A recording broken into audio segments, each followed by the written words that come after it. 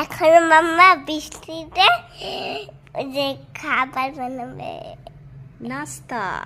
নাস্তা বানাবে, নাস্তায় কি বানাবো বলো একটু? ভাজিয়া।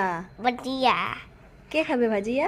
আমি, সবাই মিলে আমরা খাবো। সবাই মিলে ভাজিয়া খাওয়াবে। আমি ভাজিয়া বানাতে গিয়ে দেখি একটু বেসন কম রয়েছে, তখন আমি মুগ ডাল আর ছোলার ডাল দুটো ভিজিয়ে দিলাম, আর ব্যাস ভাজিয়া বানানোর জন্য। আর এই দেখো, এটা চাটনিটা বানিয়েছি। সবার প্রথমে তোমাদের দেখালাম তো। ভাজিয়া খেতে ভালো লাগে? হ্যাঁ, ভালো লাগে। বৃষ্টিতে পুরো জমে যাবে ভাজিয়া। আর ভাজিয়াটা মানে মনে হচ্ছে কখন হবে।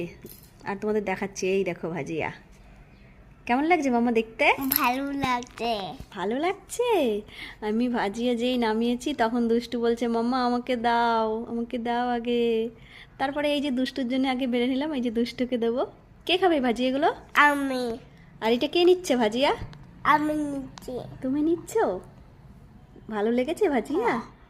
দুষ্টু নিয়ে যে ভাজিয়া নিয়ে নিল। আর ভাজিয়া নিলে ও ও আবার ওর পাপার কাছে যাচ্ছে। আমি এদিকে ভাজছিলাম, আর ওদিকে ওই ঘরে ওর পাপা রয়েছে, পাপার কাছে চলে গেছে।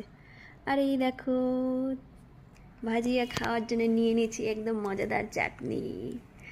ওটার মধ্যে দই আছে, আর ওটা সস ছিল। আর এই দেখো আমরা খেতে বসে পড়েছি, মানে ভাজিয়া বাজার সঙ্গে সঙ্গে দাঁড়াই নিয়ে আগে খেয়ে নিয়েছি। বৃষ্টি পড়ছিল, দারুণ লাগছিল।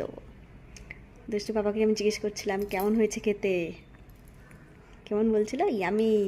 সোনামা খাচ্ছে, কেমন হয়েছে একটু বলো? ভালো হয়েছে। ভালো হয়েছে? হ্যাঁ। তোমার ভালো লাগছে খেতে? হ্যাঁ।